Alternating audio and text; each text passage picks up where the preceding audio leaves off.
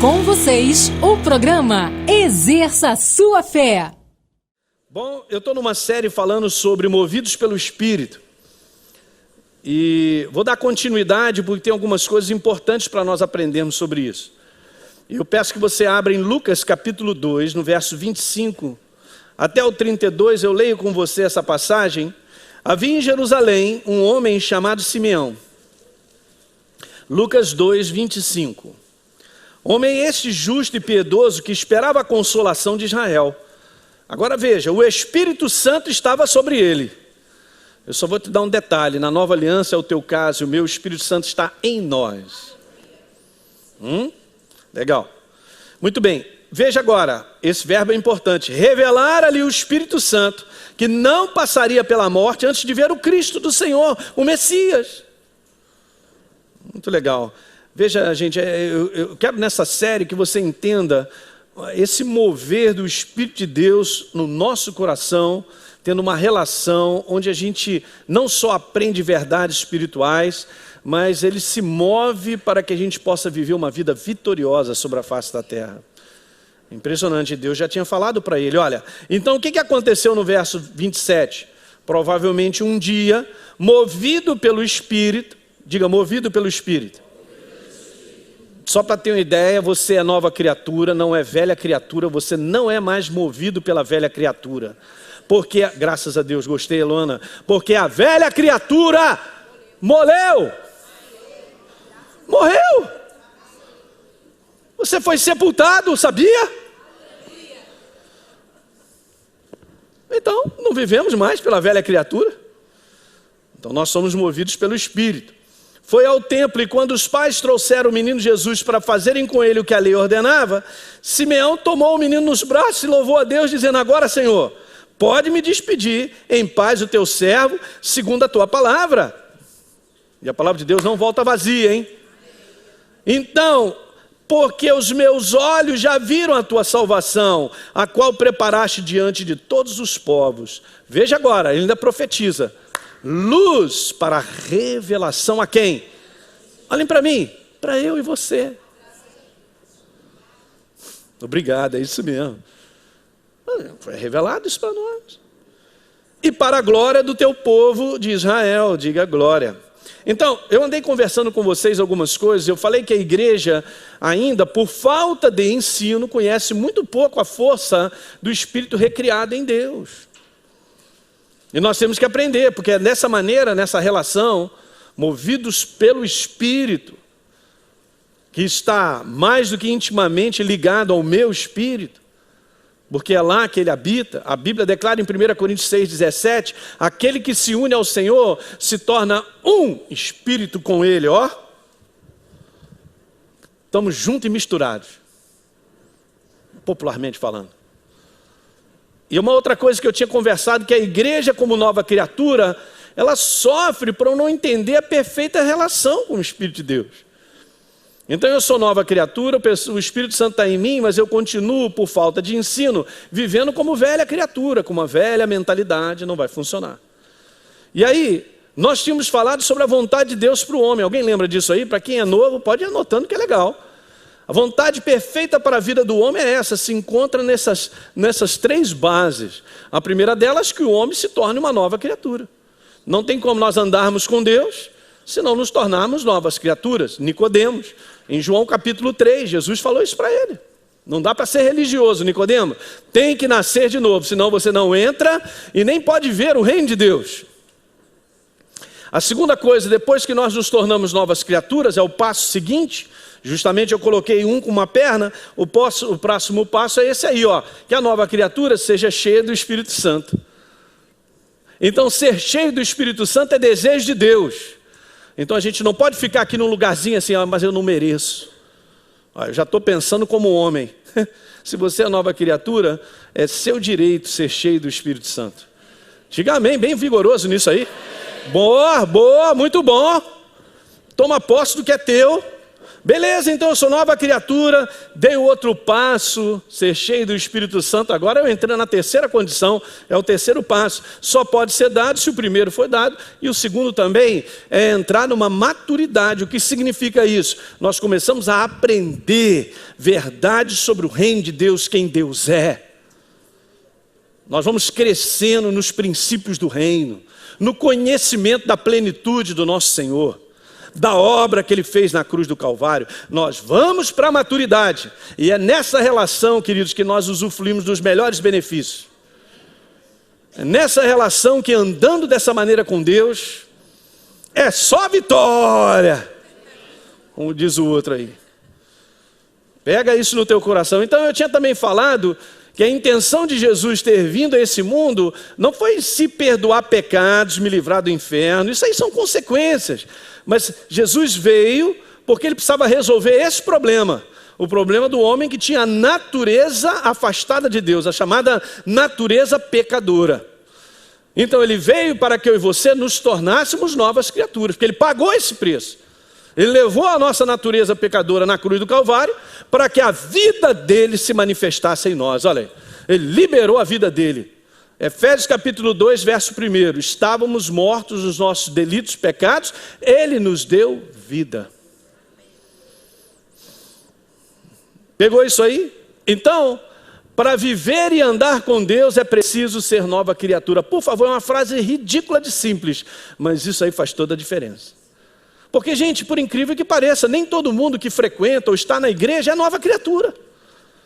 Mas vem à igreja, um ambiente bacana, o pastor é gente boa, o pessoal lá é legal, as músicas são maravilhosas, mas isso não é condição de eu estar com Deus numa boa.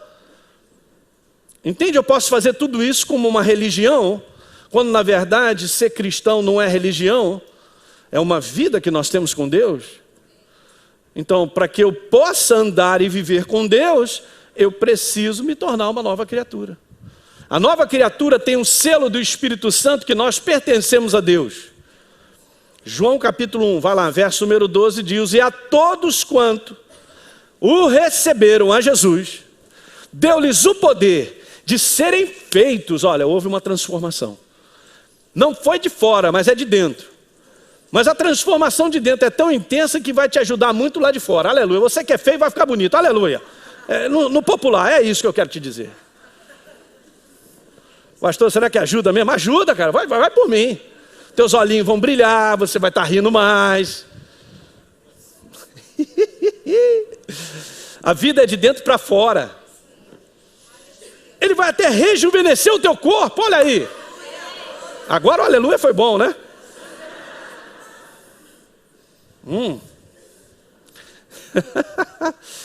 Então, tem que ser nova criatura. É algo do coração. Quem é nova criatura sabe que é nova criatura. Mas é isso. Sabe, testifica. Eu sei que eu sou nova criatura. Eu sei que eu sou filho de Deus. Deu-lhes o poder de serem feitos o quê?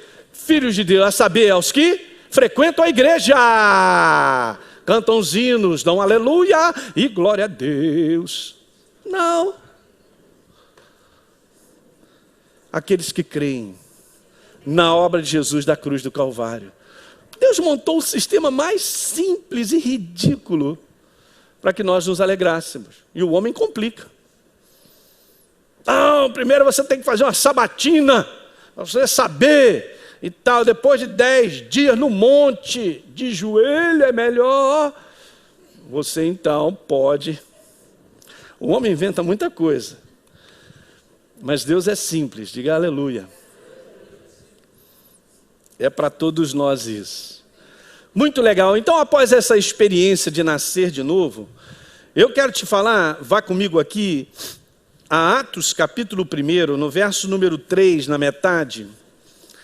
Jesus havia ressuscitado, escuta, apareceu durante 40 dias. O que é isso? 40 dias. Imagine, Jesus, todo mundo soube o que aconteceu com Jesus naquele dia, naquela tarde de Jerusalém. Foi crucificado, sepultaram, ressuscitou, e agora começou a aparecer a muita gente, segundo a palavra, mais de 500 pessoas. Durante 40 dias andou com os discípulos. e falando das coisas concernentes ao reino de Deus. Verso 4, comendo com os discípulos depois de ter ressuscitado. É demais isso aqui. Eu quero ver esse filme quando chegar no céu. E comendo com eles, determinou-lhes que não se ausentassem de Jerusalém. Por que isso está escrito, gente? Por que Jesus está tendo essa conversa com os discípulos? Porque é algo aqui importante. Não se ausentassem de Jerusalém, mas esperassem a promessa do Pai. Esperassem a promessa do Pai, a qual disse ele, de mim vocês ouviram, hein? Verso 5. Porque João, na verdade, João Batista, ele batizou com água. É só um detalhe para quem não sabe, mas João Batista não é o sobrenome dele. Batista é o batizador. Olha que legal. Então quando você vê alguém assim, como é o seu nome? João Batista. Batista não é sobrenome? É porque ele batiza. Está aqui, gente. Porque João, na verdade, batizou. A academia também ensina, né? Mas vós sereis batizados. Aí Jesus falou, olha só, tem algo mais. Tem uma plenitude que Deus havia prometido e que vocês esperassem para recebê-la. Então Jesus disse, vocês serão batizados com o Espírito Santo, diga aleluia. O próprio João Batista, em Marcos 1:8, disse, eu vos tenho batizado com água, mas olha, ele, Jesus, porém, vos batizará com o Espírito Santo. Então olhem para cá, tem uma outra experiência. Depois de nascer de novo, há uma outra experiência, sem dúvida nenhuma. E é isso que eu quero que você entenda. Está pegando isso, queridos? Veja que legal, eu vou até colocar essa frase. Jesus veio transformar o interior do homem, óbvio, mas agora, após a experiência de nascer de novo, há outra experiência que segue, chamada batismo no Espírito Santo. Porque, por incrível que pareça, tem muitas pessoas que ensinam que é uma mesma coisa. Que é uma coisa só, o Espírito Santo já veio. Não, uma coisa é nascer de novo, é a obra do Espírito Santo. A outra é ser cheio do Espírito Santo, são duas. A Bíblia prova isso. Se não fosse, Jesus teria dito para eles, não preciso esperar nada, corra atrás do prejuízo aí, vão, segue adiante. Não, Jesus falou, olha, esperem, até que do alto o Espírito Santo caia sobre vocês. Alguém está pegando? Então, para muitas pessoas, uma vez eu conversei com uma pessoa, ela disse assim, pastor, mas eu sou de Jesus, eu sei. Mas olha, eu não preciso ser batizado no Espírito Santo. Bom, em que sentido você quer dizer? Vou dar um exemplo. Se você é a nova criatura e você não é batizado no Espírito Santo, ou porque não tem entendimento, ou porque não quer, ou sei lá, porque pensa alguma coisa diferente, se você cair duro aqui, você vai para a presença de Deus. Não é porque você é batizado no Espírito Santo que agora você confirmou, garantiu a tua salvação. Porque não é isso. Há muitos cristãos que vão passar toda a sua vida aprendendo errado sobre isso, então vão ter a certeza, ou pelo menos vão ficar com esse ensino, de que batismo no Espírito Santo não precisa, esse negócio do Espírito Santo não é bem assim e tal, e são novas criaturas, e viverão sobre a face da terra numa, vamos dizer assim, numa dimensão inferior da qual Deus preparou para que nós vivêssemos. Mas posso viver, e não interferirá na nossa salvação. Eu estou sendo claro isso aí? Tem que ser bem assim, legal, explicando os pontos para o pessoal entender. Não vai interferir. O que garante na tua salvação, meu pastor? Me interessa a salvação. Interessa é quando eu pegar o elevador, não descer. Fala aí para mim. Então tá bom, você está preocupado com um negócio quente, né? O inferno. Tá legal. É só você crer na obra de Jesus da cruz do Calvário. Ele morreu no seu lugar. Você crê nisso? Aí que Ele é meu Senhor e Salvador. Então você declara essa verdade porque você acredita. Fica tranquilo. Vai subir. Mas vai chegar direto para um berçário que tem preparado lá em cima. Trocando fralda o dia inteiro, meu irmão. Com chupeta e tudo. Você entende que Deus preparou a plenitude do Espírito Santo para que também através dela Deus trabalhasse todo um conhecimento e aprendizado e revelação de verdades, da qual nós já podemos aprender aqui.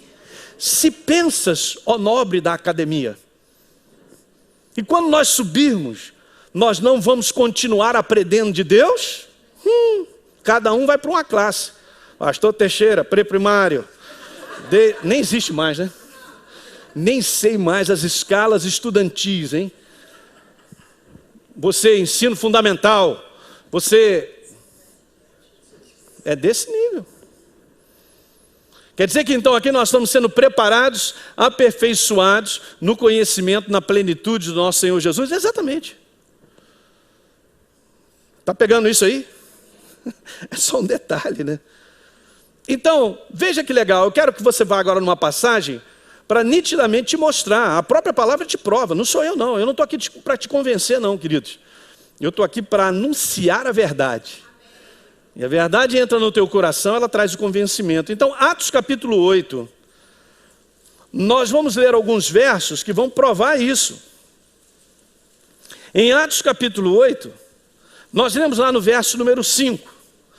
Está escrito assim: Filipe, descendo a cidade de Samaria, o que ele fazia? Ele anunciava, ele proclamava a Jesus a sua obra da cruz do Calvário. As multidões atendiam, ou seja, abriam o coração. Elas estavam de coração aberto, unânimes às coisas que Filipe dizia, ouvindo-as e vendo também o quê? Os sinais que ele operava, porque ele impunha as mãos sobre os enfermos eram curados. Veja aí, pois os espíritos imundos de muitos possessos saíam gritando, muitos paralíticos eles foram curados. Verso 8, houve grande alegria naquela cidade. Agora pula para o 12. Agora entenda o quadro aqui. Filipe chegou numa cidade, anunciou o evangelho do reino libertador, que ele fez a obra, que ele nasceu, ressuscitou, e presta bem atenção, o cara recebe a Jesus. Foi aquela alegria e gente recebendo adoidado o Senhor Jesus, ok? Agora vamos para o 12. Quando, porém, deram crédito a Filipe que os evangelizava a respeito do reino de Deus e do nome do Senhor Jesus, veja agora, hein? Presta atenção na leitura que você está fazendo. Essas pessoas iam sendo batizadas, assim homens como mulheres. Olhem para mim, pergunto ao nobre da academia: que batismo era esse? Meio dividido. Alguns não responderam, alguns mais intenso nas águas, outros não sei, não vou falar, é pegadinha. Então vamos lá. A nova criatura. Acabei de dizer aqui, você é nova criatura. Não se batizou nas águas por quê? Batismo nas águas. Novas criaturas receberam Jesus. O Espírito Santo fez a obra no coração. Eu agora sou um filho de Deus. Eu tenho a presença dele. Então eu preciso ser batizado nas águas. Então, moçada, vamos lá. Então, receberam Jesus, maravilha. Está todo mundo feliz, é nova criatura. Todo mundo para a água, para sepultar a velha criatura. Muito legal. Então foram para as águas, olha, batizando, verso 12. Assim homens e mulheres. Pula para o 14. Ouvindo os apóstolos que estavam em Jerusalém, que Samaria recebera a palavra de Deus, diga, recebera. Enviaram-lhe Pedro e João. Por que Pedro e João foram para lá? Para conferir, para botar eles como rol de membro da igreja? Não, porque olha só, veja agora a importância de você entender essa sequência. Se tornaram novas criaturas, foram batizados nas águas. Agora vem o segundo passo. Qual é o segundo passo? Que as pessoas sejam cheias do Espírito Santo, é uma segunda experiência. Então aí está escrito, assim então os apóstolos desceram, os quais, verso 15, descendo para lá, oraram para que eles recebessem o Espírito Santo. Grifa essa palavra, recebessem. Eu quero apresentar para você o grande plano do amor de Deus para com a vida do homem. Na verdade, esse grande plano do amor de Deus para com o homem se resume numa pessoa, a pessoa de Jesus Cristo. Ele é o Filho do Deus Altíssimo que veio a esse mundo para que eu e você pudéssemos ser transformados pela vida que foi liberada na cruz do Calvário. Na verdade, Jesus morreu e ressuscitou dentre os mortos para que eu e você pudéssemos receber de graça, porque nós cremos, a vida dele concedida a mim e a você.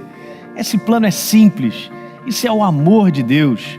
A Bíblia declara no Evangelho de João, capítulo 3, no verso 16, que Deus amou o mundo de tal maneira que deu seu Filho unigênito para todo que nele crê não pereça, mas tenha a vida eterna. Portanto, a obra de Jesus na cruz do Calvário e a sua ressurreição nada mais é do que o amor de Deus sendo liberado em maneira definitiva para a vida do homem.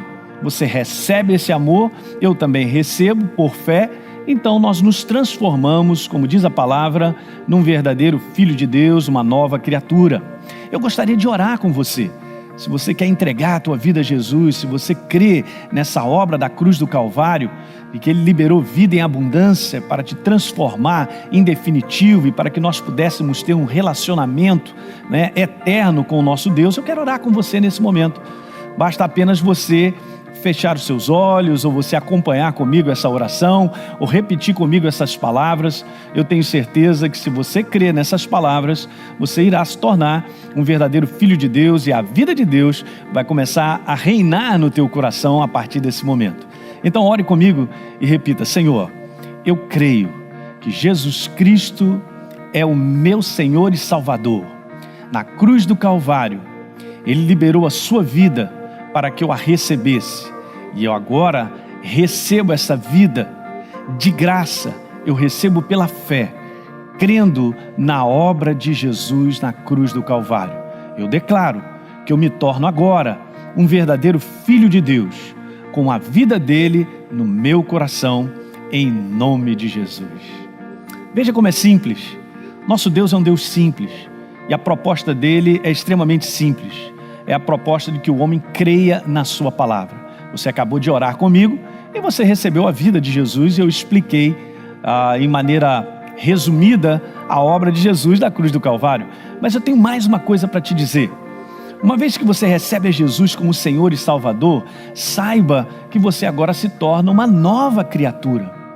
Em 2 Coríntios, capítulo 5, no verso 17, há uma declaração maravilhosa dizendo que se nós estamos em Cristo Jesus, a Bíblia declara que nós nos tornamos novas criaturas. As coisas antigas já passaram e eis que se fizeram novas todas as coisas. Há uma nova criatura agora em você. Você foi transformado pela operação do Espírito Santo e pela vida de Deus. Portanto, eu também quero te dizer que ser uma nova criatura implica em nós andarmos como novas criaturas todos os dias, com base na palavra de Deus, com base nas verdades da palavra de Deus que mudam a nossa vida para sempre. Então, todos os dias, como nova criatura, nós vamos caminhando com a verdade. A própria palavra de Deus declara no livro de Romanos que o justo, justificado, aquele que recebeu a Jesus como Senhor e Salvador, ele viverá por fé. Ele viverá, em outras palavras, acreditando e vivendo as verdades de Deus todos os dias. É simples. Dessa maneira, você se tornará uma pessoa vitoriosa em tudo que você enfrentar. Porque com base na palavra, como está escrito na primeira carta do Evangelho de João, está escrito lá sobre aquele que é nascido de novo, vence. E esta é a vitória que vence esse mundo, a nossa fé. Ou seja, a nossa maneira de viver todos os dias crendo na palavra. Então eu quero te dizer também, para terminar essa pequena explicação a respeito do plano do amor de Deus para com a nossa vida, eu quero te dizer que a partir de agora, você deve procurar uma igreja, deve procurar um lugar onde você possa se congregar, onde você possa ouvir de maneira contínua a palavra de Deus, onde você possa crescer, ser edificado na verdade do Evangelho do nosso Senhor Jesus Cristo. É isso aí. A palavra de Deus tem sido anunciada e milhares de vidas têm sido alcançadas com a verdade libertadora do Evangelho de Cristo através deste programa. Agradecemos a você que, junto conosco, torna possível o ID de Jesus, seja através da oração ou generosidade, ajudando milhares de pessoas a ouvir e exercerem sua fé na palavra de Deus. Se você deseja ser um parceiro, exerça sua fé. Ligue 0 Operadora 21 3251 3242. sociais ou através do site www.exerçasuafé.com.br. Faça parte da revolução do Evangelho Libertador. Uma das chamadas mais importantes para a contribuição financeira, para a manutenção do reino de Deus sobre a face da terra, desse evangelho revolucionário e libertador, é uma palavra que se encontra em Lucas capítulo 8. E eu gostaria de ler com você, Lucas capítulo 8, a partir do verso 1, há uma declaração muito maravilhosa. Jesus declara assim: aconteceu depois disto, que andava Jesus de cidade em cidade, de aldeia em aldeia, pregando e anunciando o evangelho do reino de Deus, e os 12 iam com ele. Verso número 2. E também algumas mulheres que haviam sido curadas de espíritos malignos, de enfermidades. E ele cita algumas delas: Maria, chamada Madalena, da qual saíram 7 demônios, e Joana, mulher de Cusa, procurador de Herodes, Susana e muitas outras, as quais, veja como está escrito na palavra, no verso número 3, as quais lhe prestavam assistência com seus bens. Sabe, essa é uma passagem maravilhosa para nos ensinar muitas coisas. Em primeiro lugar, eu quero te dizer que toda doação para o reino de Deus, toda doação financeira para a continuidade da proclamação do Evangelho é uma doação voltada de coração. É algo que está no coração do homem. Essas mulheres, por exemplo, elas receberam a liberdade desse Evangelho. Elas foram transformadas a tal ponto, muitas foram curadas, outras transformadas pelas situações da vida, de tal forma que elas agora passaram a ser uma contribuinte, passaram agora a financiar a obra de Jesus por amor a esse Deus maravilhoso que, em primeiro lugar, as libertou. Veja que coisa maravilhosa. Eu quero te dizer que toda contribuição para o reino, ela deve ser feita de um coração que tenha certeza da obra de Jesus na sua vida. Essa motivação, essa é a palavra certa, é a motivação correta de doar. É a motivação da qual eu e você, nós temos, por amor à obra dele na nossa vida. Essas mulheres não podiam agir de outra maneira. Aquilo era tão real na vida delas que elas contribuíram para continuar, para que esse evangelho possa levar as pessoas a serem libertas, transformadas. Essa é a revolução do evangelho libertador do nosso Senhor Jesus Cristo, do qual eu quero te convidar a participar, a ser um participante dessa obra, não porque você tem que dar, mas porque você ama dar, você tem prazer em fazer isso, para ver outras pessoas serem libertas, transformadas, curadas, assim como você foi transformado pelo poder de Deus.